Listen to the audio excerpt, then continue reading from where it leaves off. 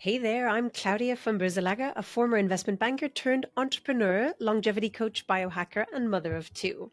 Once burnt out and overwhelmed with chronic health issues, I've transformed my life and helped thousands of people do the same. I've even reduced my biological age by 17 years. Yes, I'm 26 again. Now I'm here to share the tools, strategies, and inspiration to help you live healthier, happier, and longer. On this podcast, I interview world-leading experts in health, biohacking, mindset, and performance, and share personal stories and learnings to bring you the latest insights and tips. Think of this as your go-to space for real talk about all things health and optimizing your life. Ready to unlock your best self? Let's dive in. This is the Longevity and Lifestyle Podcast. Shauna, welcome to the Longevity and Lifestyle Podcast. I'm so excited to have you with us today. So thank you for coming on. Thank you so much for having me. I'm really excited to dig in and talk about so much of what we're doing at Tender Care.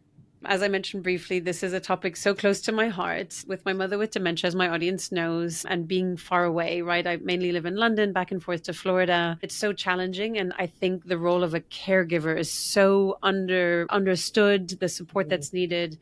So I really want to dig into everything. But before we do that, Shauna, can you share a little bit more about your background, your story, and what led you to founding Tender Care? I'd be happy to. I was called to this journey not by choice. This started, as many of us who work in this industry do, with my own family story, which was that about 13 years ago, I was working in big tech. I was over at Facebook at the time when we got the call, and this is for my dad, who raised me as a single parent. He had been diagnosed by his neurologist with early onset Alzheimer's. I, at the time, was living 3,000 miles away. I had a very large job with a lot of responsibilities in a very fast-paced world over at Facebook. And because of the unique family structure, which was that my dad raised me as a single parent, it was really me and him against this illness that I knew very little about.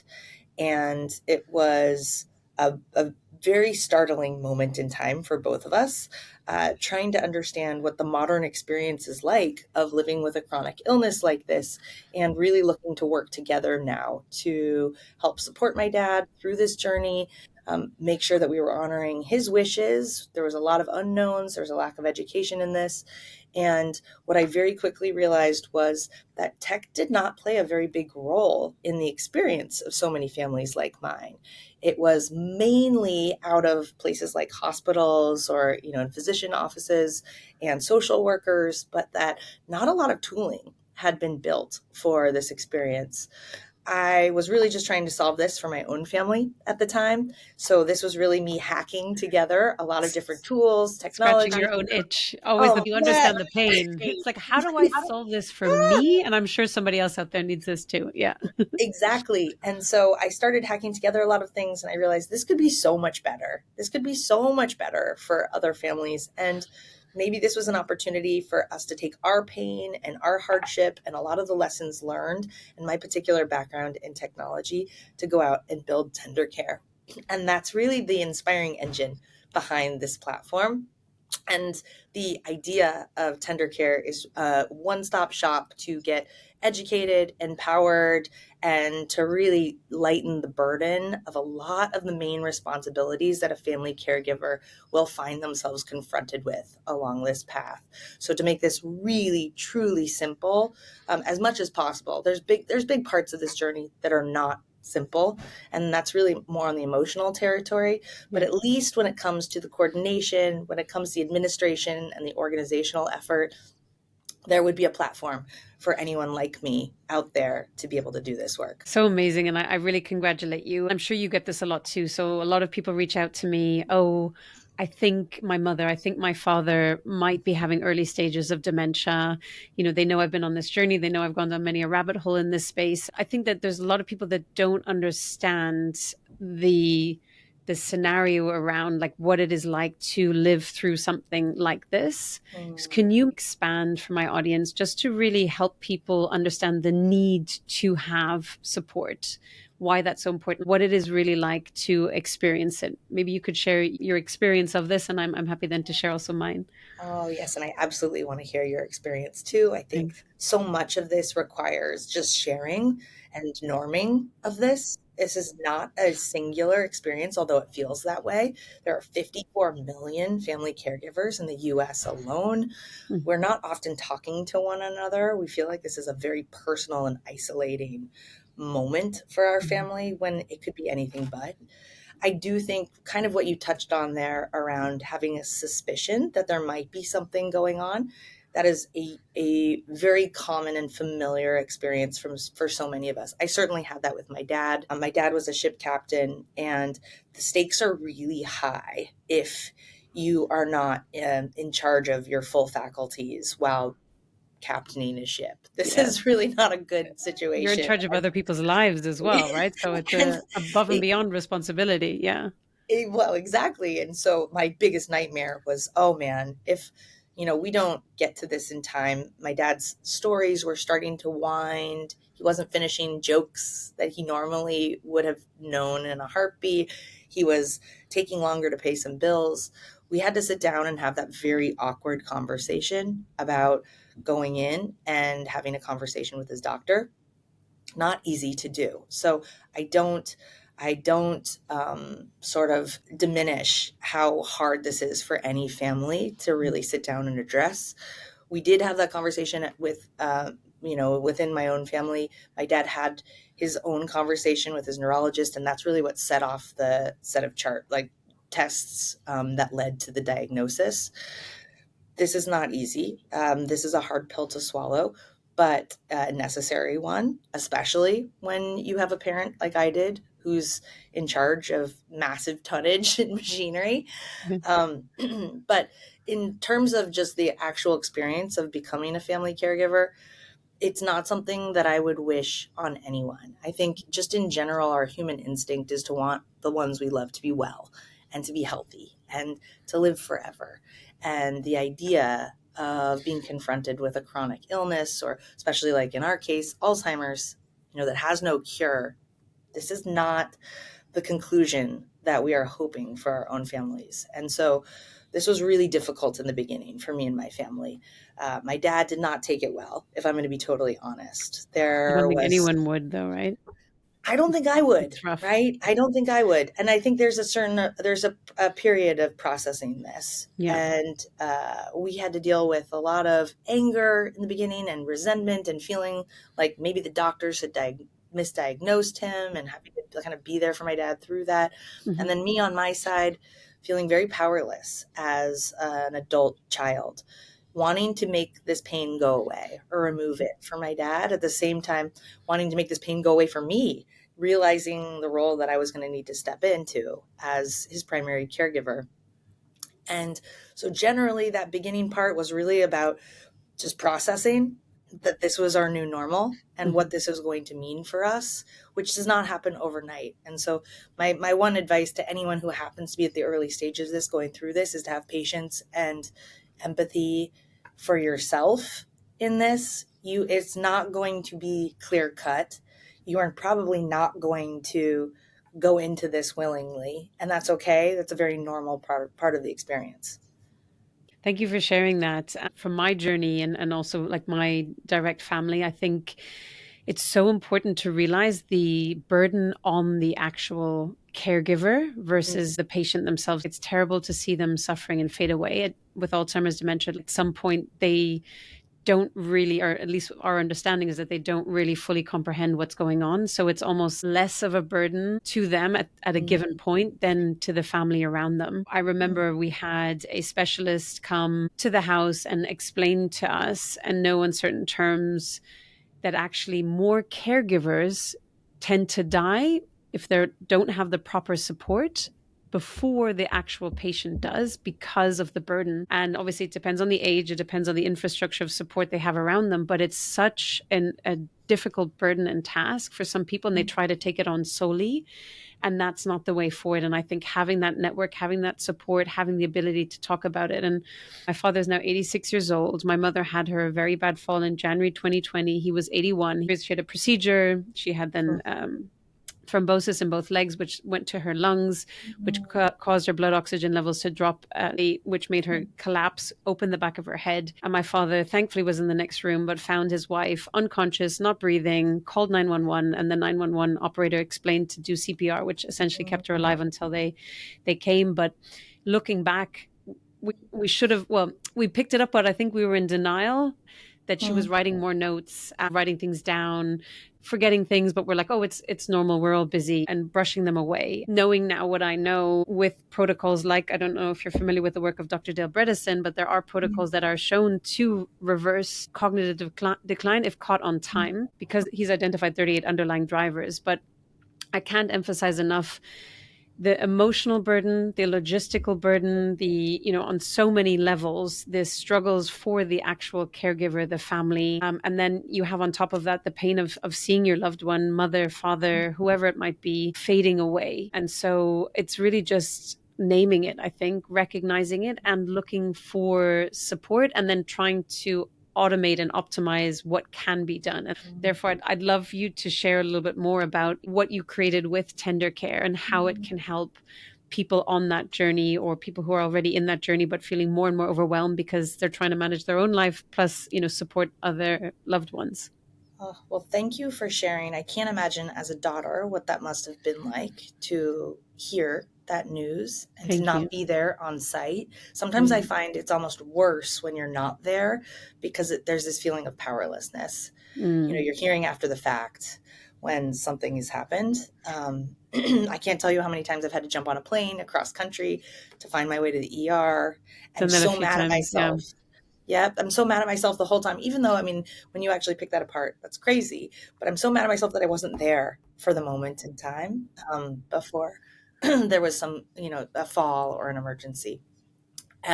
For Tender Care, the main premise is that so much of a lot of the mental health toll and a lot of the sort of burden that you talk about, it comes from this intense cognitive load of taking on the administration, taking on the day-to-day responsibilities of another adult, whether this is booking doctor's appointments, refilling prescriptions. This is ensuring that all of the legal documentation is in order, the health insurance is paid, the policy is paid on time.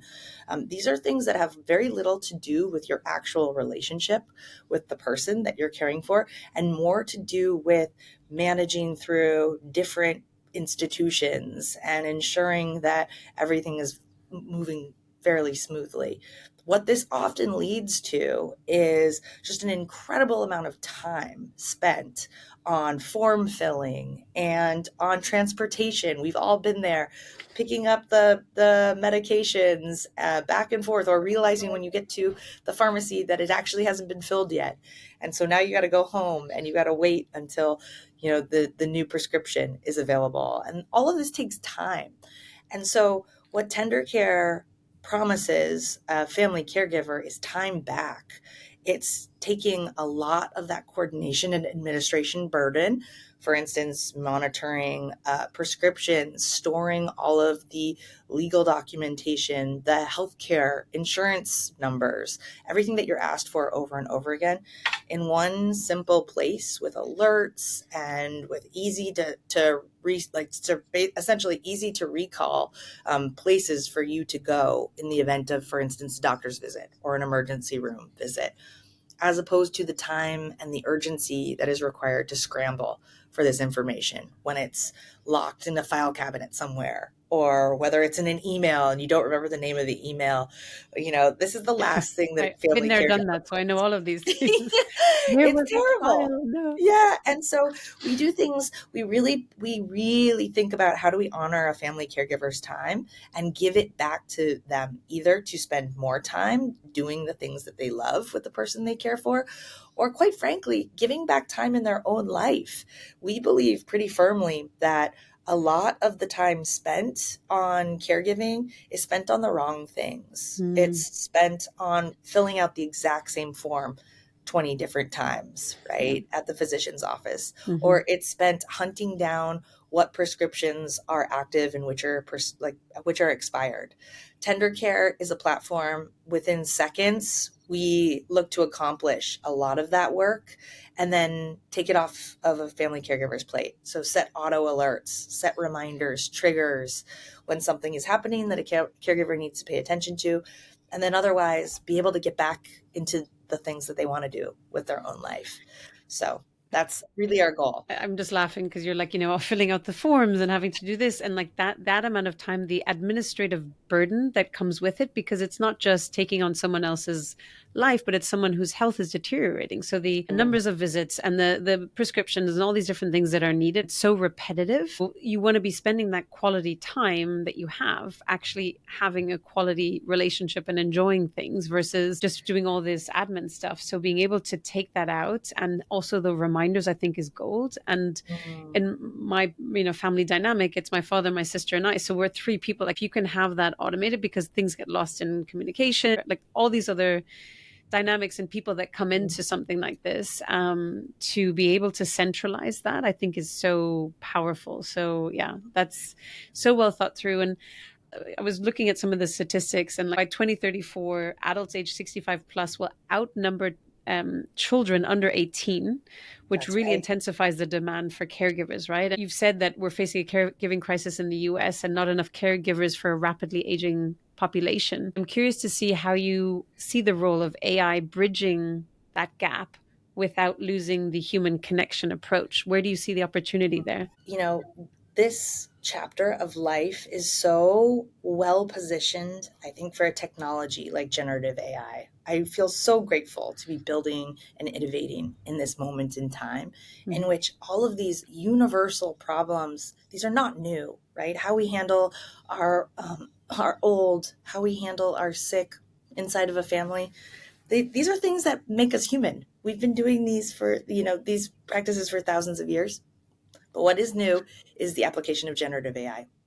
And what is so exciting about this moment in time is that there is this whole body of work we are doing that's often invisible. It's unpaid. Right now, about $600 billion worth of unpaid hours are spent by families who are providing this care to one another, which is incredible when you think about it. That's Yeah. the same as the global revenue for Amazon. Wow. And so this is not a body of work. If you talk to families, they're just so excited to go do. This is actually really stressful and it takes up a lot of time.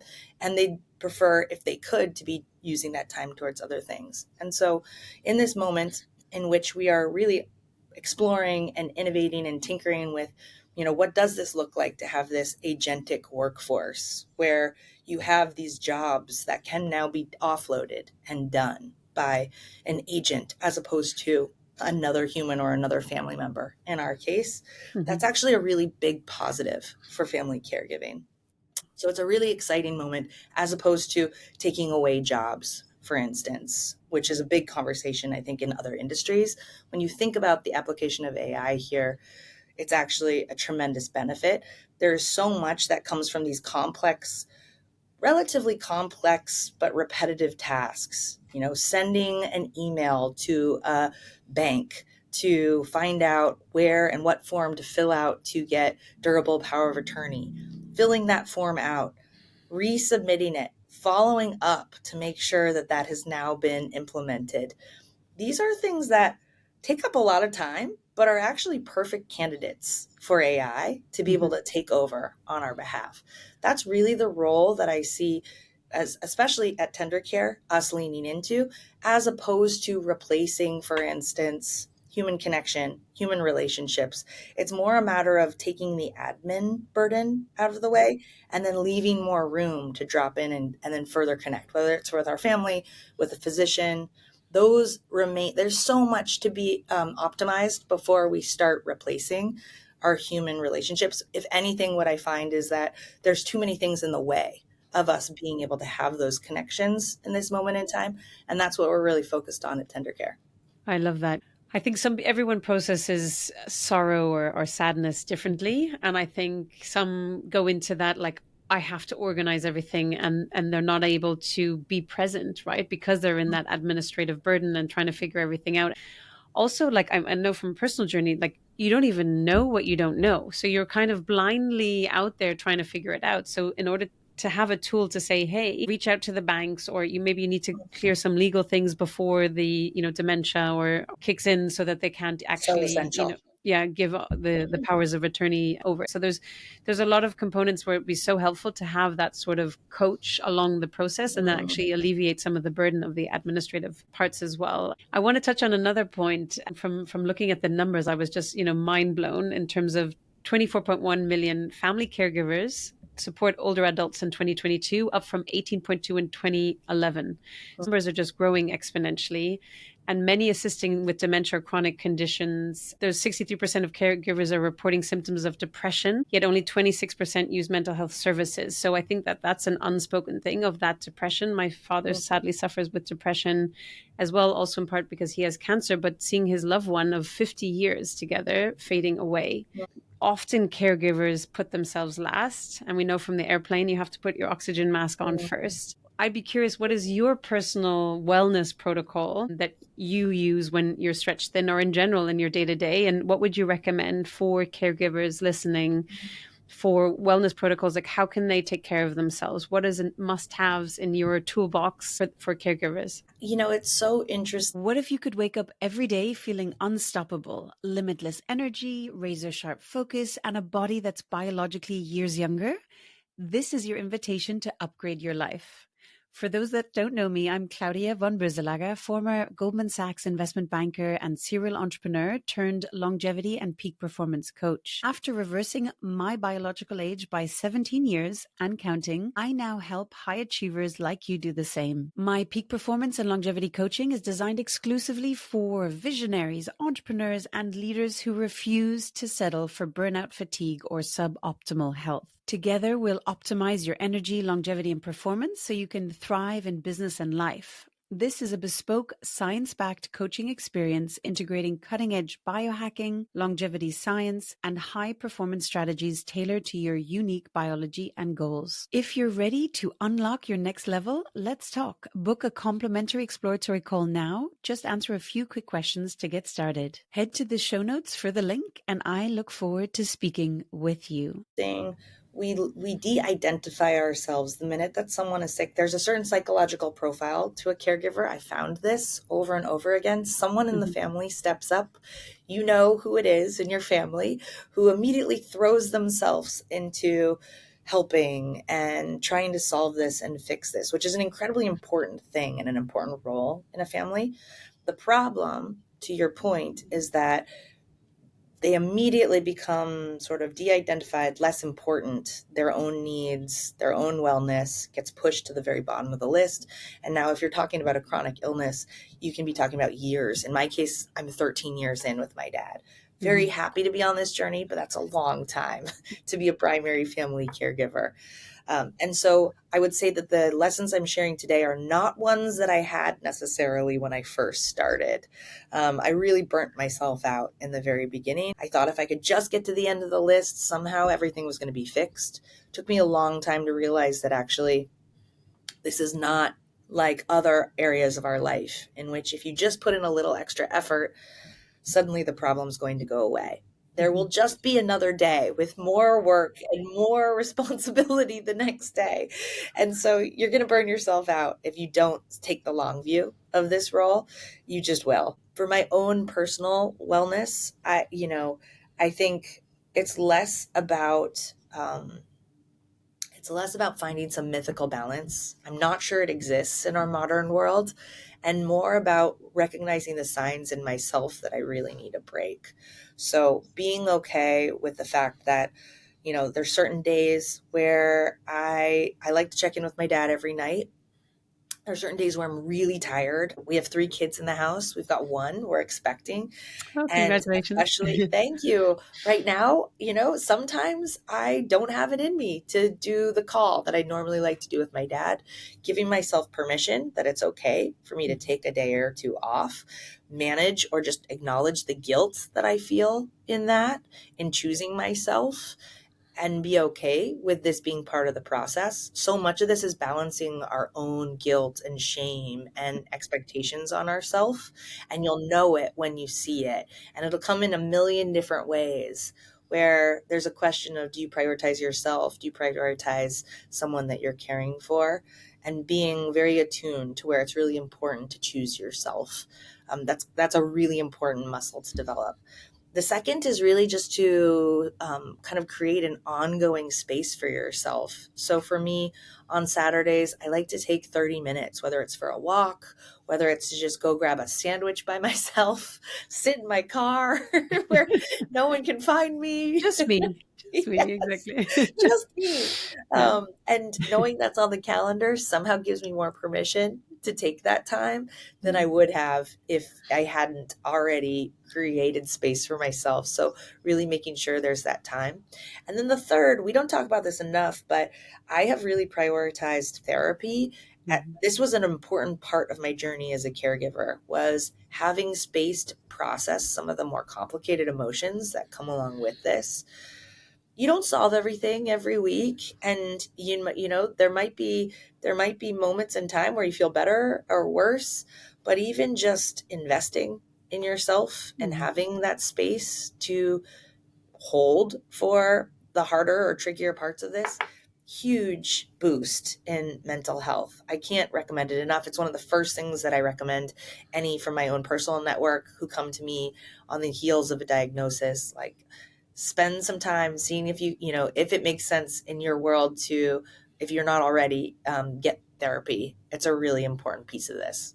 Thank you for sharing that so openly as well. I think not enough people talk about it, and mental health is such an important foundation that many people don't deal with. And then there's so many horrible consequences off the back of it, also with physical health, right? People decouple the physical health and mental health, Mm, but they're all very closely related. And I can echo that with the self compassion. I kind of feel particularly women are much about, as long as everyone else is okay, I come last. But how are you supposed to support, especially if you've got kids, you're in that sort of sandwich position, take care of mm. the parent and take care of the children, and then somewhere you're in the mix as well.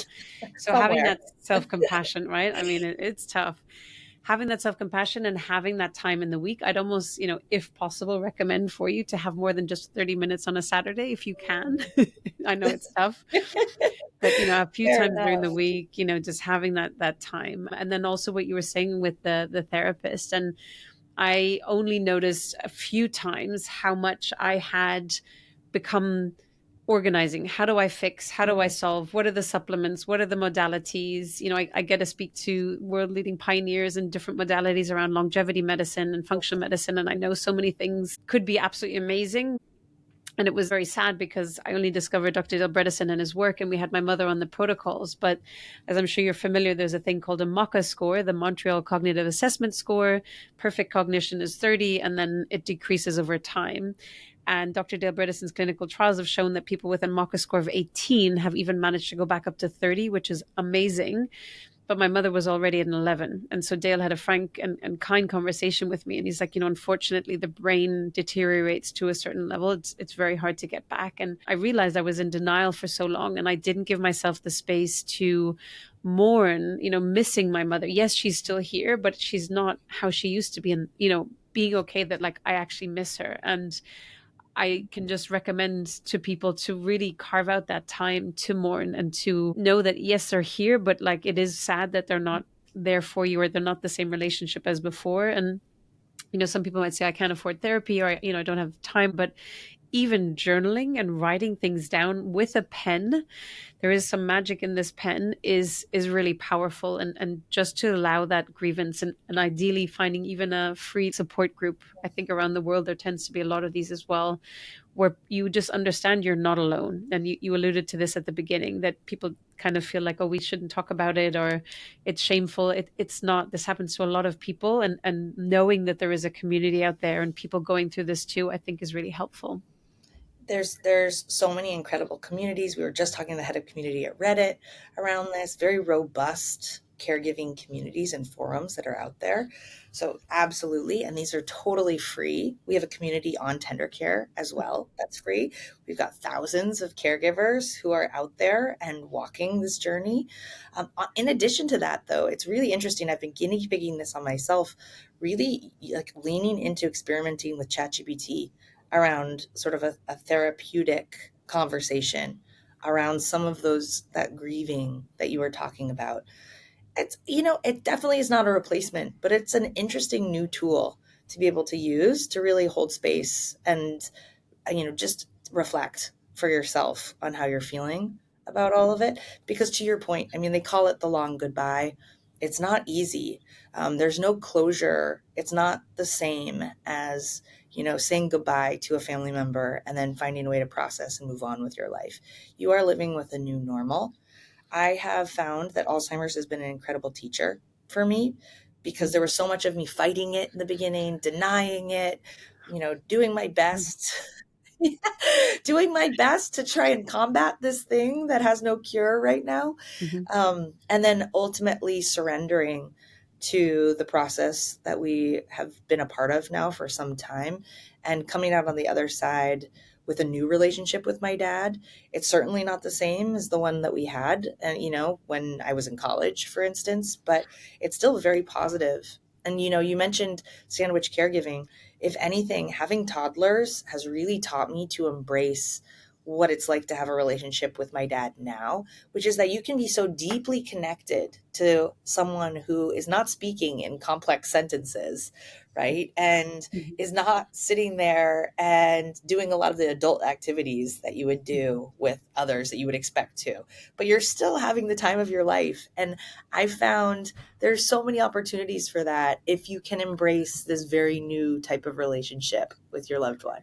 Oh, I love that. That was a real pivotal moment for me too. A friend of mine who's also a neuroscientist, her father sadly died of Parkinson's.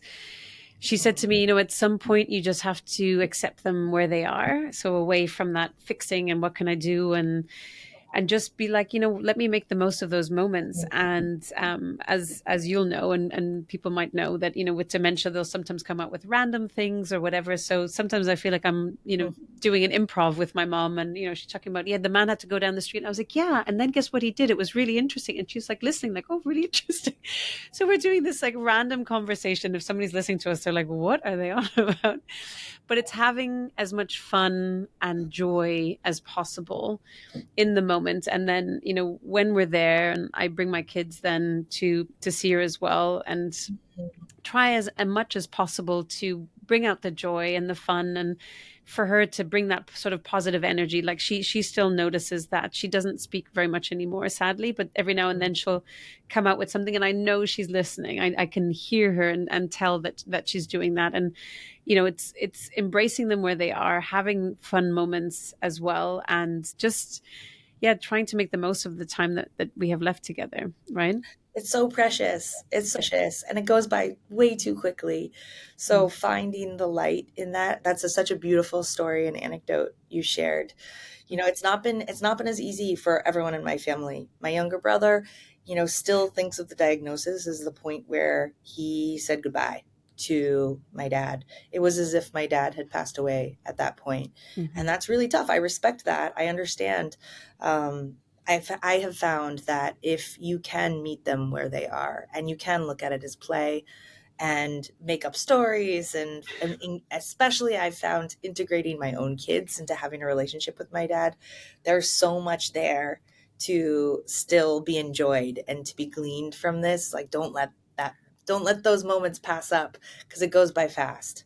Exactly. And my younger one, she doesn't remember as much pre-accident, pre-COVID with her, because she's younger as well. And so I've kind of talked to her about creating a different type of relationship with her now, like pre, when she was still so small, when her grandmother was more, normal with her, and now this one. And so now it's more about her telling stories and creating a different dynamic. So allowing the kids also to be part of that journey, I think too, is really important, and embracing it. and having that support as a family and that love. We all have our different journeys, and it's finding a way as a family unit to be able to support each other as best as possible with the scenario that we have. Common ground is so important. We see it's rife with potential for conflict and with misunderstanding Mm. as a family works their way through a moment in time in which family caregiving is required.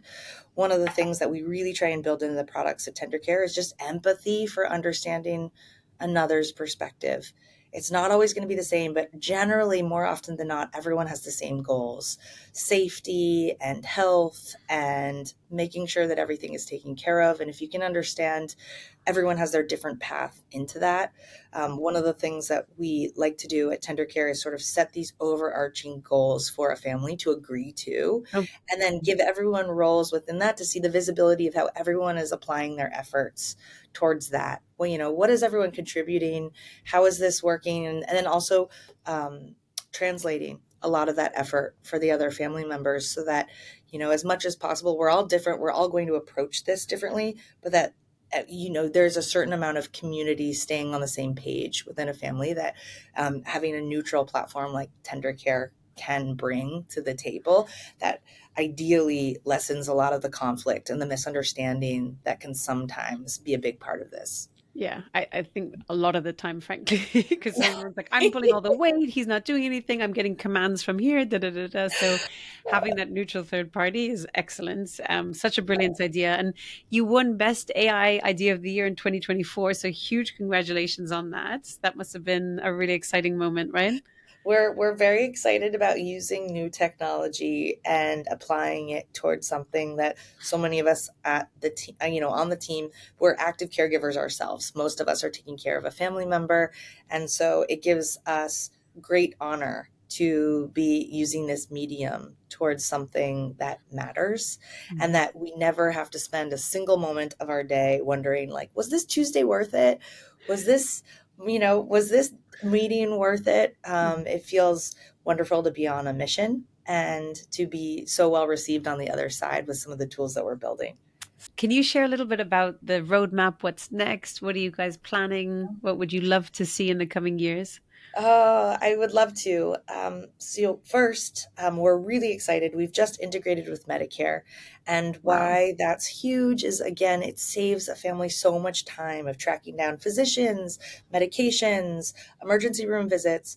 What used to be a total treasure hunt to try and find all the hospital records, the different systems, now takes a family about 15 seconds on our platform to bring Amazing. in, and then Wow. to be able to offer immediate tips and suggestions for what to talk to the doctor about as a result of that information. This is super exciting. This is Huge. just within the last week. So we're very excited Congratulations. about Hot this off the one. press. Yeah, hot off the press. Wow. We've also unveiled, as of today, a trusted services marketplace across the United States. This is across over 20,000 different providers of home care and elder law and senior Wow. move managers and financial advisors who have a specialty in working with families who are managing through caregiving. Um, Absolutely amazing. we are announcing our rollout of being able to show to families not just what service providers are in their area, but like an incredibly vetted set of businesses that meet our criteria and our standards for who we would want to bring into our own home. So Mhm. really taking away a lot of the research and the guesswork of what this looks like when it does come time to, let's say, bring someone into grandma's or your parents' home or even your spouse's home. We feel really proud of the work we've done to be able to Amazing. pull this down to these incredible local heroes who are true angels in a lot of the work that they do and making those connections really easy for families. So And very could you, excited about this. that's super exciting. Just to break down it specifically, so for people listening, what exactly is in that portfolio of different service providers that you have? Over 14 different categories. So this is from anything from home care to elder law, senior move managers. This is long-term insurance providers. This is home health. It's essentially like a full robust marketplace for a number of different services that a family will need along the way, whether you're just starting out or you're getting to the place in which it's time to bring someone to the home, or even start to think about relocation and moving into a new assisted living facility. This is an incredibly rigorous, tested marketplace that we have essentially asked all of the providers who are trusted members to go through background checks, licensing, accreditation audits, real deep dives with our team around what their risk mitigation is, how they train their staff, so that only the very best of these service providers, who are really truly role models in their category, are served up to a family when and if the family is entering into a situation. Let's say, grandma just had a fall, ended up in the ER, and is now being discharged, would need. Yeah. One of the things that really makes this different than other marketplaces is we know that most families don't know the name of these services. They didn't go to school for this. Yeah. This is not their area of expertise.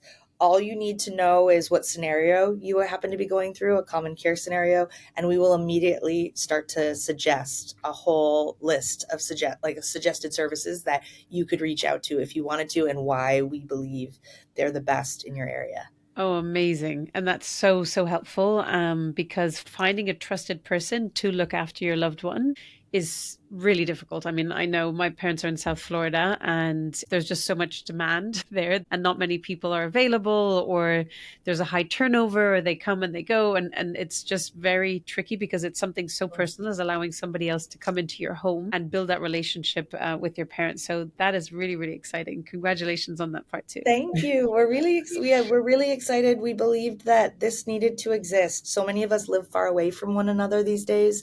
Word of mouth doesn't work as well for us. And it's also really difficult to find the best services. Many of them don't have websites. Yes. It's often just word of mouth, a referral. And so bringing that online and modernizing that experience felt like a valuable contribution we could make. Yeah, to this space is ripe for technology innovations. Absolutely amazing. So, in an ideal world, Shauna, what would the elderly care and caregiver model look like in, say, 2 to 5 years' time? First, we need to normalize this. There's so much of this that's invisible right now, and we don't have a common language. We have a lot of confusion around what the word caregiver means. Does it mean a parent? Does it mean a professional? Does it mean an adult child? There's a lot of work there to be done. It kind of reminds me of where we were with mental health probably a decade ago. A lot of this was stigmatized. And so as a culture and a society, especially, you cited some of the numbers, we are moving into a moment in time where we are the majority rather than the minority. And so it's a long overdue for us to understand this and to understand that we're all going through this together. That's the first piece, I think. So just a massive education on this and a clarification of what it means to be taking on this chapter as a family. And then I think second, what I would love to see is more institutional acknowledgement for this body of work. Family caregiving is something that I think in certain pockets is well understood, but more largely very sort of like poorly understood and poorly tracked, right? Even in terms of like what is happening in the workforce and what's happening to those who, run the gamut from anything from senior managers all the way down to those who are just entering into their careers. What's the impact of family caregiving on their time and their productivity?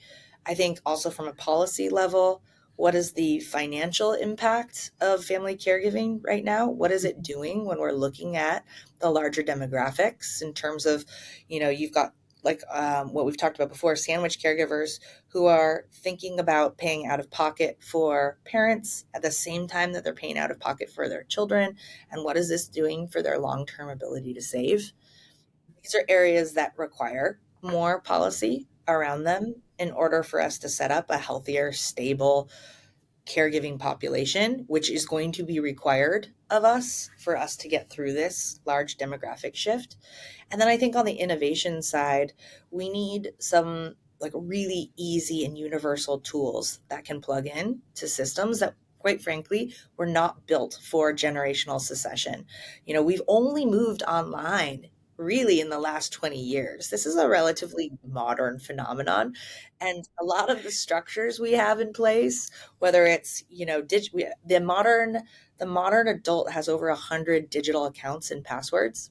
There's not a great process for being able to give power of attorney to someone else in the family for all of these different passwords and usernames. And so there's a bit of updating that's going to be required for us to be able to pass the keys or the torch to the next generation to take on a lot of this now digital footprint that we've built out, but have not thought about how it ages and what it looks like long term to be passed family to family. And this applies across finance, like the financial industry, the healthcare industry, even day-to-day things like Facebook and, your Instagram accounts. These are all one-off ways of being able to move these accounts to different family members. And so it could be much simpler in terms of the overall infrastructure for how a family tackles these things. Is there, I think so, but I'd love to hear your view, a wider use case, essentially, not just for people in medical need, but as parents and family members are aging, to actually bring them onto the platform to enable more easier flow of management and less stress around the whole administrative tasks, etc.? Would you say that there's use cases essentially of non-sick parents, but just from a pure elderly Sure. perspective and aging perspective? We do ourselves a huge disservice by running in the other direction from aging and not planning and really thinking about this as a net negative, as opposed to a chapter that can be embraced and planned for and can be a team sport, if you will, across the family. Right. And really reframing this and norming this, I think, unlocks so much opportunity to approach this as a family, as a culture, much differently. And one of the things that we already see from our users on Tender Care is that once they put so much of this infrastructure in place for someone they're actively taking care of, they realize it's not that difficult. And it's actually much less scary than you think it is. And at that point, a light bulb goes off and they actually start to build this out for themselves, for their own children, for their own spouses. Once you've sort of broken the seal, if you will, you realize it's a much more positive and much more proactive approach to thinking about aging and thinking about infrastructure around it once you've already started down this road. And so one of the things I'm most excited about as we norm all of this is what that looks like as a culture when we start to embrace this and we start to build this infrastructure out and it feels like a positive as opposed to something to be avoided. Shauna, where can people find out more about Tender Care, about you? Where can they follow you? We can link everything in the show notes, Yeah. but where would you send people to? Please come on over. We love to connect. We love to build our community. You can find so much more about Tender Care at trytendercare.com. We're on all the socials. We're also online at our website. For me personally, I love hearing from anyone who has an experience in caregiving or perspective or industry expertise. You can find me on LinkedIn under Shauna Sweeney. I am the proud CEO and founder of Tender Care. So find me and we'd be happy to connect. And come be part of our community. We are actively involved in building technology as a result of what our community shares with us that they need. Like I said, we have thousands of families who are currently on our platform. It's very easy to get a hold of the entire team from engineering to product to design inside of Tender Care. So absolutely go ahead and download the app. We're free. We're on the App Store. And go ahead and reach out to us. We love ideas for new products or for features or even just to hear what your experience is like. I promise you, everyone on the team reads that. And oftentimes, some of our biggest features of like our Medicare integration has come as a direct result of someone writing in and just asking us to build something. That's huge. I have an idea as well. I'll share with you Ooh. offline. Thank you so much for taking the time. Do you have for my audience any, recommendation or a final ask or parting thoughts or message that you'd like to share today? Such a good question. I think my one ask is many of us know when someone in our circle is on the receiving end of starting caregiving, whether it's a diagnosis, whether it's, a mention of an ER visit. Those individuals often don't know how to ask for help. They're not going to. They don't know what they don't know.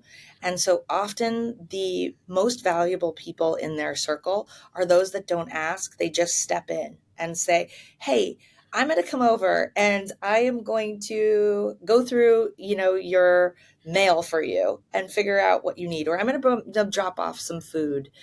They're not going to ask for help, but you have no idea what an impact that will make in their life by just stepping in. You will know when the moment comes. Someone will drop a little update to you. That's the moment in time. I would just ask you to remember this conversation and find something that you can do without asking them how you can help. Beautiful. Yes, I hear you. So, so wonderful. Thank you so much, Shauna, for coming on today. It's been an Thank absolute pleasure. you. Thank you for what you're building. I know how desperately needed this is and how many people this will really, really support. So, anyone out there on that sort of elderly parent or aging journey, this is a really, really phenomenal tool with Tender Care to try. So, yeah, thank you so much again. And thank you to your audience for listening.